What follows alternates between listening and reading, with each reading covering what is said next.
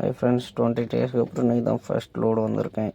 இன்றைக்கி நாம் போகிற இடம் வந்து எலங்கா இண்டஸ்ட்ரியல் ஏரியா. என்ன லோடுன்னு பார்த்தீங்கன்னா சோளம், ஸ்வீட் கார்ன், அதுக்கு தான் வந்திருக்கோம். ரோடு பட்டம் போல இந்த வாழ்க்கைதான், அடையார் சொல்லக்கூடும் அது போகும் போக்கதான். கண்ணால் காண்பது இங்கு பொய்யாய் மாறுமா? எங்கோ போனது என்னிடம் வந்து சேருமா? ஒரு தெய்வம் பார்க்க வந்து ஒரு தெய்வம் போச்சு என்று நம் வாழ்க்கை